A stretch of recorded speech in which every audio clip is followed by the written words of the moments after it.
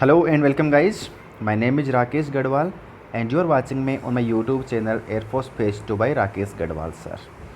Guys इस class में हम बात करेंगे एयरफोर्स फेज 2 में सिचुएशन रिएक्शन टेस्ट को आप किस तरह से क्रैक कर सकते हैं इजीली। ठीक है, तो हम कुछ ऐसे पॉइंट्स के बारे में डिस्कस करेंगे बेसिकली इस क्लास में। अगर आप उन पॉइंट्स को दिमाग में रखते हैं तो आपको जो एसआरटी में है अच्छे नंबर जो है अच्छे मार्क्स जो देखने को मिलेंगे। ठीक है, सबसे पहले बात करते हैं एसआरटी टेस्ट होता किस तरह से। तो मैंने आपको बताया ये एयरफोर्स की फेज 2 का एक पार्ट है। सबसे पहले आपको एसआरटी के लिए आपको एक बुकलेट दी जाएगी जिसमें टोटल 45 सिचुएशंस लिखी होंगी। हर एक सिचुएशन के नीचे 4 ऑप्शंस आपको दिए जाएंगे, उनमें से किसी एक ऑप्शन को आपको टिक करना है। कोई एक ऑप्शन ही उसमें आपका जो है सही होगा। ठीक है, इसके अलावा क्या होगा कि इसमें आपको जो है सारी की सारी जो सिचुएशंस हैं उनको रिस्पॉन्स आपको रिस्पॉन्ड करना ही करना है। ठीक है, सब सारे के सारे जो सिचुएशंस हैं उन पे आपको अपना रिस्पॉन्स ज़रूर देना है, मैंडेटरी होता है ये चीज़। ठीक है, तो ये 2 चीज़ें आपको ज़रूर ध्यान में रखनी है। और अब हम बात करते हैं कि कौन कौन से पॉइंट्स हैं, अगर आप उनको ध्यान में रख के किसी भी सिचुएशन का रिस्पॉन्स दें तो आपको जो है अच्छे मार्क्स मिलेंगे और आपको जो है सिलेक्शन मिलेगा। ठीक है, तो एसआरटी मतलब situational reaction test. The situations which are mentioned in the test are pertaining, बहुत इंपॉर्टेंट बात है देखिए, the situations that are mentioned in the test are pertaining to your day to day life. आप कोई ऐसी बहुत ज़्यादा हाई फाई टफ सिचुएशन आपको नहीं दी होती है। ये जो सिचुएशन आपको दी होती है वो ज़्यादातर आपकी डे टू डे लाइफ में जो आपकी रोज़ की ज़िंदगी है उसमें आप उनको ऑलरेडी फेस कर चुके हैं। वही सिचुएशन होती हैं जो आपको रोज़ की लाइफ में देखने को मिलती हैं, उससे जुड़ी हुई सिचुएशन ही होती हैं। ठीक है, which a person may encounter and based on the situation a response is demanded. अब वो सिलेक्टर या जो हैं जो एसेसर हैं वो ये चाहते हैं कि उस तरह की सिचुएशन या तो आपकी लाइफ में आ चुकी है या आगे आ सकती है, तब आप किस तरह से रेस्पॉन्स करेंगे। ठीक है, आपको इस तरह की सिचुएशन नहीं दी जाएगी कि अगर आप एक फाइटर जेट उड़ा रहे हैं और आपको सामने से पाकिस्तान का जहाज़ आ गया तो आप क्या करोगे, आप मिसाइल से उड़ा दोगे, आप अपना फाइटर वापस इंडिया में ले आओगे, है ना। इस तरह की सिचुएशन जो आपकी प्रैक्टिकल लाइफ में कभी आने वाली ही नहीं है वो आपको नहीं दी जाएंगी। क्लियर, बी वेरी क्लियर, इस तरह की आपको नहीं दी जाएगी। बट अगर आप हाईवे पे गाड़ी ड्राइव करके जा रहे हैं और आपने देखा कि हाईवे पे एक्सीडेंट हो रखा है और किसी को इंजरी हुई है, आप क्या करोगे, ये सिचुएशन आपको दी जा सकती है, क्योंकि ये सिचुएशन आपकी रोज़ की ज़िंदगी से जुड़ी हुई है। या तो ऐसी सिचुएशन आपकी ज़िंदगी में आप हैंडल कर चुके हैं या हो सकता है भविष्य में हैंडल करनी पड़ सकती है, तो वहाँ पे आपका जो रेस्पॉन्स है वो डिमांड किया जाता है उन सिलेक्टर्स द्वारा, उन एक्सेसर द्वारा। सर उनके हिसाब से वो चेक करते हैं कि उस रेस्पॉन्स के हिसाब से वो चेक करते हैं कि आप किस तरह की पर्सनैलिटी वाले इंसान हैं और आप किस तरह का रेस्पॉन्स कर सकते हैं। ठीक है गाइज, ओके। नेक्स्ट है response is then tested to check the personality of your. आपकी पर्सनैलिटी चेक करने का टेस्ट है ये सिचुएशन रिएक्शन टेस्ट। आपकी साइकोलॉजी चेक करने का टेस्ट है ये सिचुएशन रिएक्शन टेस्ट। आप किस तरह की मेंटलिटी रखते हैं उसका एग्ज़ाम है ये एसआरटी। Very clear. चलिए अब हम बात करते हैं एक कैंडिडेट्स वे ऑफ रेस्पॉन्डिंग। आप क्या रेस्पॉन्स देते हैं उससे क्या पता चलता है, आपका कॉमन सेंस, आपका सेंस ऑफ टाइम, आपकी एबिलिटी ऑफ रेस्पॉन्स, किस तरह का एबिलिटी ऑफ रीजन, किस तरह का reason.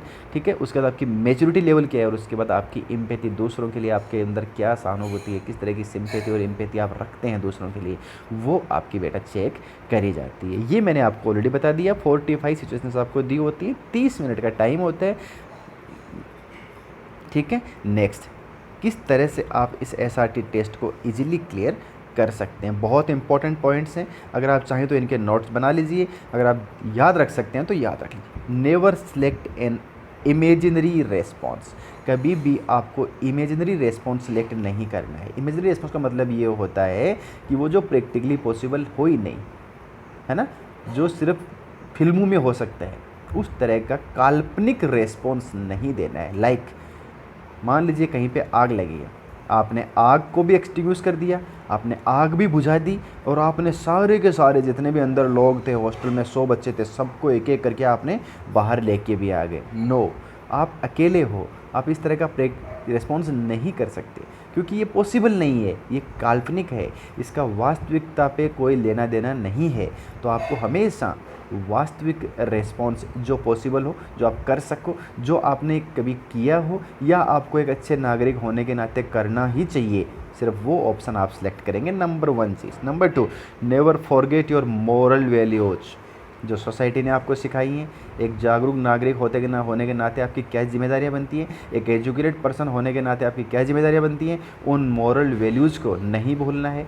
And your ethical responsibility to society and to the victim, ठीक है, उनके लिए आपकी क्या रिस्पॉन्सिबिलिटीज़ हैं। रिस्पॉन्सिबिलिटी से भागोगे तो एसआरटी से निकल जाओगे, छांट दिए जाओगे। नंबर 2 पॉइंट, ठीक है। Number 3, don't show your panic in your response. कभी भी रेस्पॉन्स में पैनिक नहीं होना है, क्योंकि जब आप पैनिक हो गए तो आप अच्छा रेस्पॉन्स कभी नहीं कर पाओगे, ठीक है। Don't select the option like for the same example situation, like I will cry for help and gather everyone. ये जो रेस्पॉन्स है, जहाँ भी क्राई आ गया, नेगेटिव वाली चीज़ें आ गई, वो ऑप्शन आपको सिलेक्ट नहीं करने हैं, ठीक है। पैनिक ना खुद होना है, ना दूसरों को पैनिक करना है, ठीक है।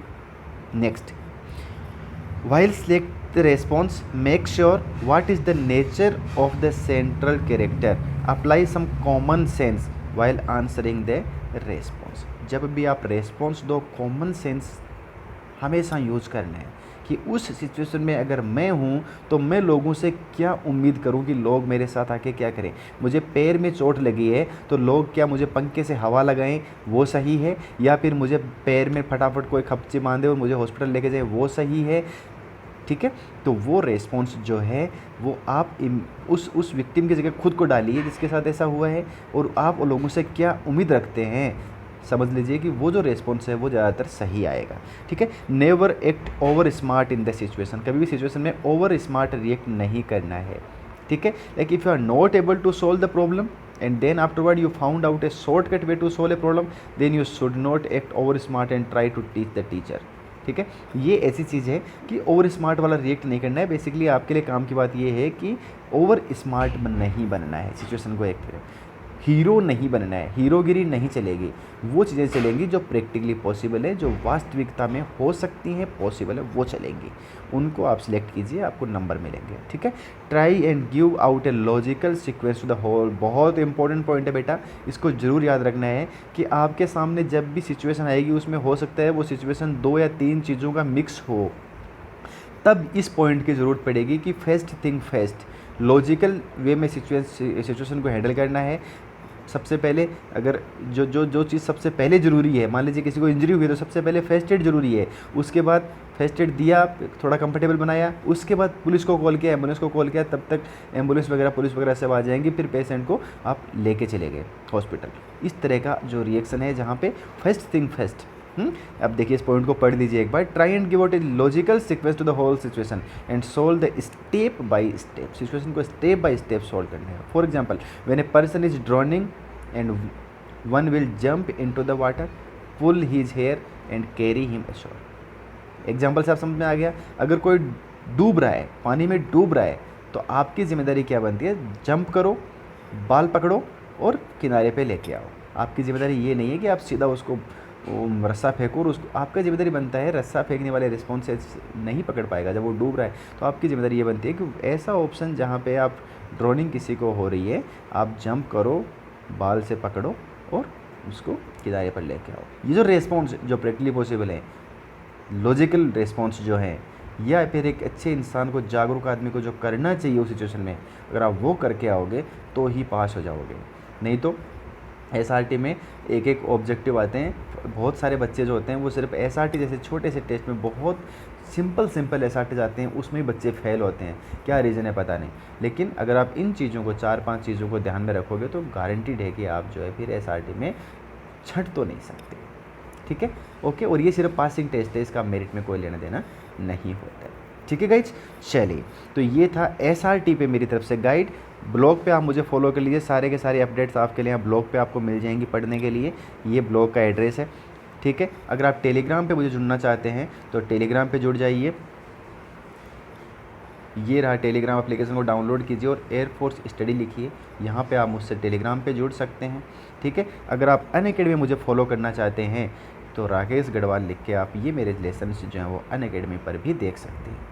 ठीक है, बहुत जल्दी मेरे अनअकैडमी पे कोर्सेज आपको शायद मिलने शुरू हो जाएं, ऐसा प्रोग्राम चल रहा है बट अभी तक फाइनल नहीं हुआ है कुछ भी। ठीक है, तो कैसी लग रही है ये क्लासेज आप मुझे बताइए, नीचे कमेंट करके लिखिए सो दैट मैं खुद को जज कर सकूं कि कितनी तैयारी मुझे करनी है, किस तरह से क्या करना है, वॉइस कैसी लग रही है, क्वालिटी लेक्चर्स की कैसी लग रही है, कहाँ पे क्या सुझाव आपकी तरफ से कुछ भी है। देखिए, अगर मैं आपको सिखा रहा हूँ तो आप भी मुझे बहुत कुछ सिखा सकते हैं कमेंट बॉक्स में। ठीक है, लिखिए आपके सजेशंस का, आपके कमेंट्स का मैं वेट करूँगा। Thank you so much for sharing your valuable time with me. Bye bye and take care. I am Rakesh Garhwal, now signing off. Bye.